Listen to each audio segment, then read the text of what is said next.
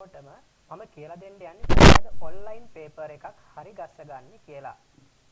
ඉතින් අපි search bar එකේ Google Form කියලා ටයිප් කරගත්තාම මෙන්න මේ වගේ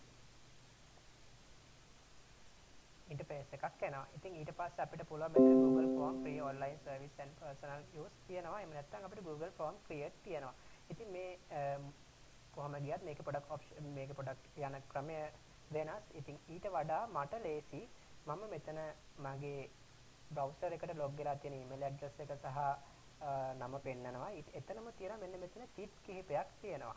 ඉතින් මම මේ ටිප් කිහිපේ පහලට ගියාම ෆෝම් කියන ඔප්ෂන් එකක් තියෙනවා. මම මේක ගන්නවා.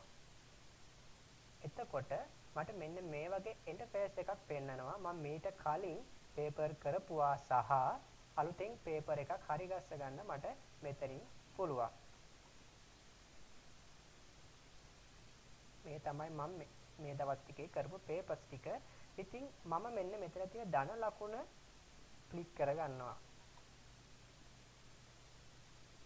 ධන ලකුණ ක්ලික් කරගත්තාම අපිට මේ වගේ ඉන්ටර්ෆේස් එකක් හම්බ වෙනවා. ඉතින් මේකෙදි තියෙන අපි බලමු ඔප්ෂන්ස් මොනවද කියලා. ඉස්සරෝම මේක හදන්න කලින් බලමු මේක වෙනස් කරගන්න ඕන දේවල් මොනවද තියෙනවද කියලා. ඉතින් මේ නමක් නොමැති පෝරමේ කියලා මෙතන හෙඩ්ලයින් එකක් තියෙනවා. අපි මෙතන හෙඩ්ලයින් එකක් දෙමු. මම මෙතන ලියනවා 6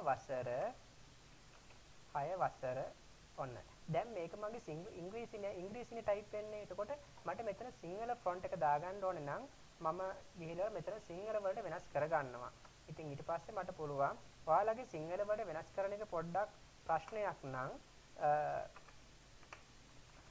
ඔයාලා දාගන්න හෙලකුරු වගේ එකක් දාගන්න. එහෙම නැත්නම් ඔයාලා ටයිප් කරන ඕනෑම විදිහකට සිංහල ටයිප් කරන්න පුළුවන්. ඉතින් 6 වසර දෙවනි වාරයේ කියලා මම ටයිප් කරගෙන හෙඩ්ලයින් එක මෙතන මේ නමක් නොමැති පෝරමේ කියන එකට ටච් කරනවා. එහෙම නැත්නම් ක්ලික් කරනවා. එතකොට අර 6 වසර දෙවනි වාරයේ කියන එක මෙන්න මෙතෙන්ට ඇවිල්ලා තියෙනවා. එතකොට මට මේ පෝරමේ විස්තර දාන්න පුළුවන්. මෙතන මම දානවා මට ප්‍රශ්න සියල්ලට පිළිතුරු සපයන්න කියලා දාන්න පුළුවන්. එහෙම නැත්නම් 1 සිට 10 දක්වා නිවැරදි පිළිතුරු තෝරන්න කියලා වගේ එකක් දාගන්න පුළුවන්.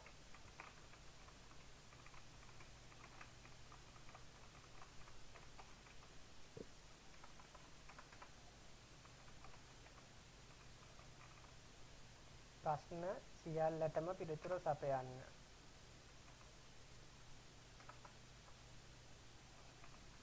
ප්‍රශ්න සියල්ලටම පිළිතුරු සපයන්න කියලා දා ගන්නවා.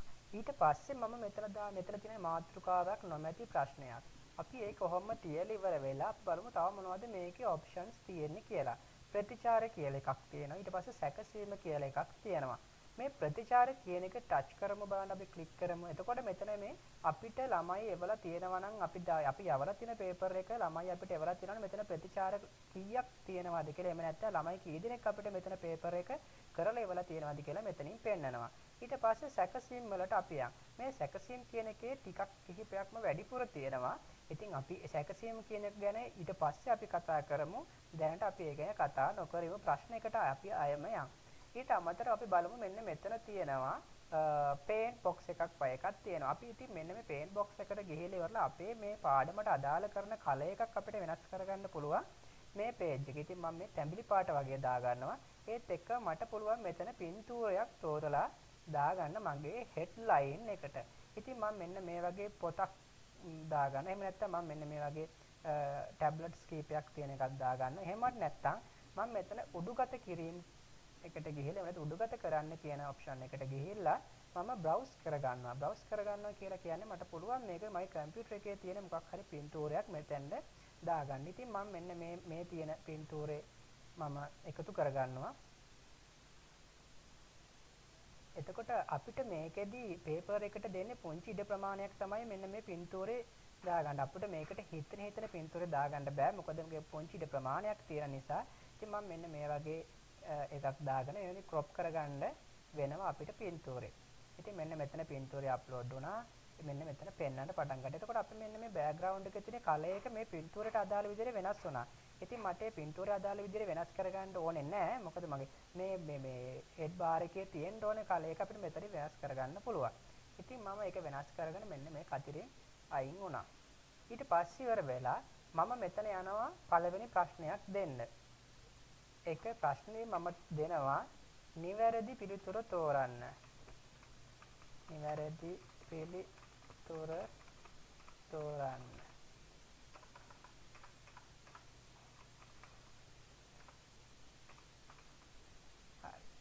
හැබැයි මම මෙතන පිළිතුරු ප්‍රශ්නයක් මෙච්චරයි ප්‍රශ්න දෙන්නේ මොකද ඔයාලා කැමති ප්‍රශ්නයක් ටයිප් කරගන්න ඊට පස්සේ මම උත්තර කිහිපයක් දෙනවා මම මේ හදන්න යන බහුවර්ණ ප්‍රශ්න පත්‍රයක් නැත්නම් බහුවර්ණ ප්‍රශ්නයක් තමයි මම මේ හදන්නේ මම ඔකේ බහුවර්ණ ප්‍රශ්නකුයි කෙටි ප්‍රශ්නකුයි පින්තූරයක් දාලා ප්‍රශ්නකුයි ඒත් එකම දීර්ඝ ප්‍රශ්නකුයි හදලා පෙන්නන්න. ඉතින් බහුවර්ණ ප්‍රශ්නය කියන තැන ක්ලික් කරපුවා අපිට මෙතන තියෙන කෙටි පිළිතුරු කියලා තියෙනවා ඡේදයක් තියෙනවා බහුවර්ණ තේරීම් කොටු මෙන්න මේ ආදී වශයෙන් ඔප්ෂන්ස් කිහිපයක් අපිට දීලා තියෙනවා. අපිට විශේෂයෙන් ඕන වෙන්නේ මේ බහුවර්ණ කියන එකයි ඡේද සහ කෙටි එහෙම නැත්නම් තේරීම් කොටුයි මේ හතර විතරයි.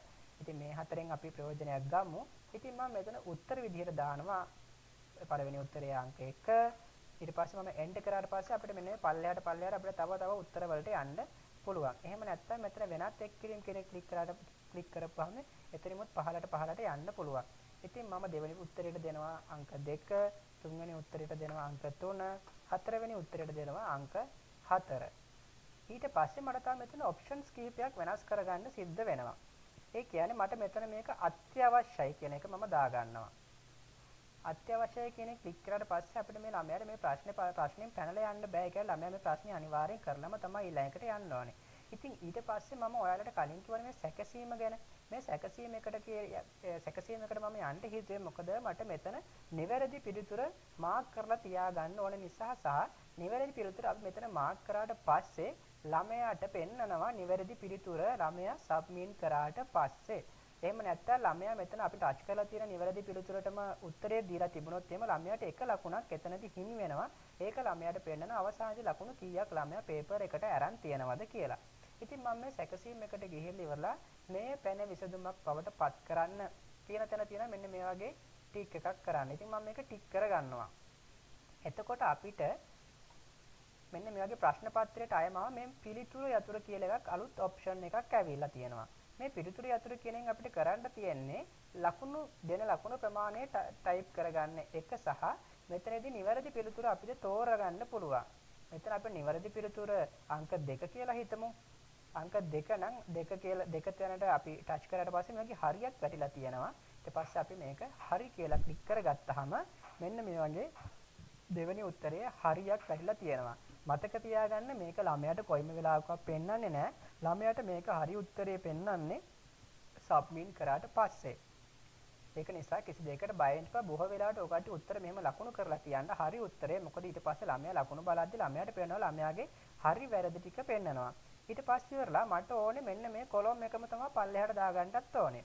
මේ කොලම් එකම පහළට දාගන්න ඕන නිසා මම මෙතන මේ කොපි කියන එක ක්ලික් කරගන්නවා. එතකොට මට මෙන්න මේ ප්‍රශ්නේම කොපි වෙලා පල්ලෙහාට ආවා.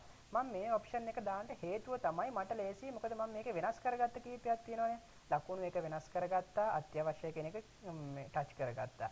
එහෙම නැත්නම් අපිට මේක අයම අලුත් එකක් ගන්නවා නම් අයෙත් අපි මේ ඔප්ෂන්ස් වලට ගිහලා වෙනස් කරගෙන යන්න ඕනේ. මම ඒකයි පෙන්නන්න. දැන් මට මේක එපා නිසා මම මෙතන ඩස්ට්බින් එකෙන් ඩිලීට් කරනවා.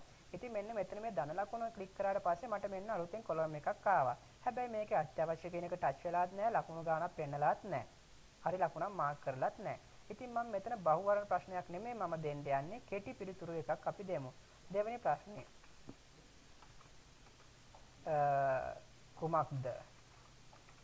වගේ එකක් දානවා අපි නැත්තම් අපි මෙහෙම එකක් 2 ධන 4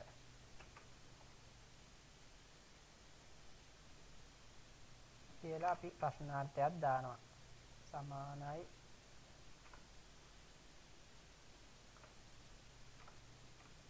සමානයි කීයද කියලා තමයි අපි මෙතන අහලා තියෙන්නේ.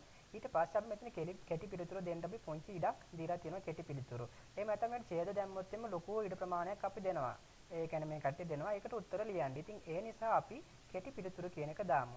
එතකොට මම දැන් මේකෙදිත් අත්‍යවශ්‍යයි කියලා මේක ක්ලික් කරගන්නවා. ඊට පස්සේ පිළිතුරු යතුරු කියන එකට ගිහිල්ලා ඉවරලා එimhe ලකුණු මේකට අපි දෙමු ලකුණු 2ක් විතර. පිළිතුරත් අපි දාගන්නවා. නිවැරදි පිළිතුර 2 ධන 4 අපි 6ක් කියලා දාගන්නවා. ඊට පස්සේ ඉවරලා මම මෙතන හරි එක ක්ලික් කරාට පස්සේ ලකුණු 2ක් එතන දෙනවා කියලා තියෙනවා. ඒත් එකම නිවැරදි පිළිතුරු 6 කියලා පෙන්නනවා. මේක පෙන්නන්නේ මට විතරයි. මම පේපර් එක බැලුවට පස්සේ විතරයි පෙන්වන්නේ. එහෙම නැත්නම් ළමයාට පේනවා ළමයා සබ්මිට් කරාට පස්සේ. ඉතින් මෙන්න මේ වගේ අපි ලකුණු මෙතන දෙකක් දීලා තියෙනවා, මෙතන ලකුණු එකක් දීලා තියෙනවා. මේ ලකුණු අපි මේ පේපර් එකට ලකුණු කීයද දීලා තියෙන්නේ කියලා මෙන්න මෙතන මුළු ලකුණු ප්‍රමාණයක් වැටෙනවා. මේ පේනවනේ මුළු ලකුණු 3ක් දැනට අපි මේ පේපර් එකට දීලා තියෙනවා. ඒකට අපිට ලේසි. පේපර් එක පහළට කරන් යද්දී අපි දන්නා මෙතන ලකුණු කීයක්ද මේ පේපර් එකට ලැබෙන්නේ කියලා. හරි. ඊට පස්සේ වෙලා මම මේකම කොපි කරගන්නවා. තුන්වෙනි ප්‍රශ්නේ විදියට මම දානවා විස්තර කරන්න. විස්තර කරන්න. මේවා එකක් දාලා මම මෙතන කෙටි පිළිතුරු නෙමෙයි දෙන්නේ ඡේද. මේ ළමයාට ඡේද ඕන තරම් ලියන්න ඉඩ තියෙනවා මම. ඉතින් මම මේකට ලකුණු 25ක් දෙනවා. ඒක හරි කියලා ක්ලික් කරගත්තට පස්සේ ඔන්න ඔය වගේ එකක් කරලා ලකුණු 25ක් කියලා. ඒතර බලන්න මෙතන මුළු ලකුණු ප්‍රමාණය ලකුණු 28ක් කියලා වෙනස් වෙලා තියෙනවා. හරි. ඊට පස්සේ ඉවරලා මම ආයෙත් කොපියක් දාගෙන ඉවරලා මෙතන වෙනස්ම එකක් දානවා. හතරවෙනි එක මෙම මල කොමක්ද? ඉතින් මෙම මල කුමක්ද කියලා දාලා ඉවරලා අපිට පුළුවන් මෙතනට පින්තූරයක් එකතු කරන්න. මෙන්න මේ පින්තූරය කියන එක ක්ලික් කරාට පස්සේ අපිට එනවා මේ වගේ බ්‍රවුස් කරන්න. ඒකට අපිට කම්පියුටරෙන් තෝරලා දෙන්න පුළුවන් ඕනම පින්තූරයක්. ඉතින් මම මෙන්න මේ වගේ තල මල මේකට ආයාත කරනවා. ඉතින් මෙන්න මෙහෙමයි ඊට පස්සේ මල මෙන්න මෙහෙම එනවා. එතකොට ඔයාලට පුළුවන් මේකේ කෙටි පිළිතුරු දීලා තියන්නත් පුළුවන්. මේකේ නම යාට ලියන්න තියන්නත් පුළුවන්. එහෙම නැත්නම් අපිට පුළුවන් මේක බහුවර්ණයක් විදිහට දාලා මේ මල් කිහිපයක නම ලියන්න පුළුවන්. තල මල කියලා මල් ලියනවා. ඊට පස්සේ පොල් මල, පුවක් මල ඔය ආදි වශයෙන් කැමති එකක් ලියන්න පුළුවන්. ඒත් එක්ක මෙතන මතක තියාගන්න අපි දැන් මේ පිස්තරේ තුන්වෙනි ප්‍රශ්න පත්‍රයේ තුන්වෙනි ප්‍රශ්නෙට අපි ලකුණු 25ක් දීලා තියෙනවා.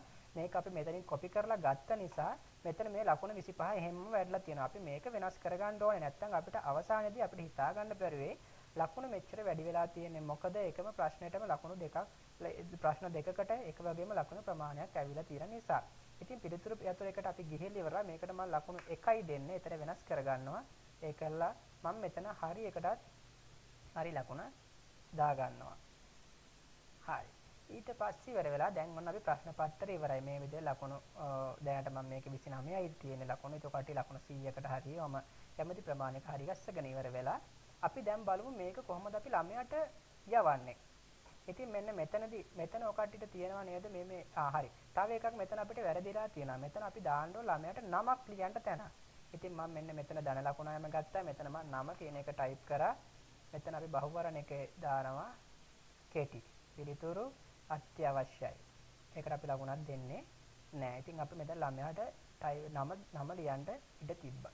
ඉතින් ඊට පස්සේ අපි දැන් බලමු මේක ළමයාට පෙන්වන්නේ කොහොමද? යවන්න කලිකල් බලමු මේක පෙන්වන විදියක් අපි දැනගෙන ඉන්න බෑ ළමයාට කොහොමද පෙන්වන්නේ කියලා.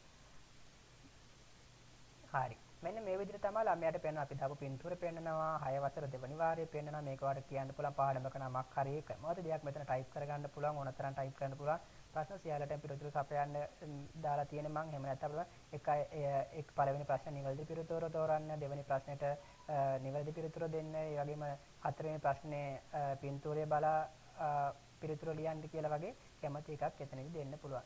ඉතින් මෙන්න මෙහෙම තමයි ළමයාට පෙන්වන්නේ. හරි ළමයාට පෙන්වපුවාට කමන්නේ මම දැන් මේක ෆිල් කරන්න යන්නේ මම ළමයා කියලා හිතලා ඕන දැන් මම ෆිල් කරනවා.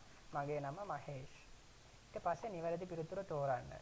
නිවැරදි පිළිතුර අපි හරි මට මතක නැහැ අපි දීපු උත්තරේ ඒකට අපි මන් දානවා අංක 3 තමයි නිවැරදි පිළිතුර කියලා දානවා. ඊට පස්සේ වල 2 දන 4 මම දාන උත්තරේ 6යි කියලා විස්තර කරන්න අපිට ප්‍රශ්නයක් දීලා නැහැ. ඉතින් ඕන මට කැමති එකක් මට දෙන්න පුළුවන්. ඊට පස්සේ මේකේ අපි තලමල් කියලා උත්තරය දෙනවා. ඒකලා අපි සබ්මිට් කරනවා. මේ තමයි ළමයා කරන විදිහ. ඊට පස්සේ 6 වසර දෙවනි වාරයේ ඔබගේ ප්‍රතිචාරය වාර්තා කරනවාදී ඔන්න ප්‍රතිචාරය යවලා ඉවරයි ගුරුවරයාට. ඉතින් බලනවා මම ළමයා විදිහට බලනවා ලකුණු කීයක් මම අරන් තියනවාද කියලා. මෙන්න මම ලකුණු 29 ලකුණු 33යි අරන් තියන්නේ. ඇයි මම ලකුණු 3ක් විතරක් අරන් තියන්නේ?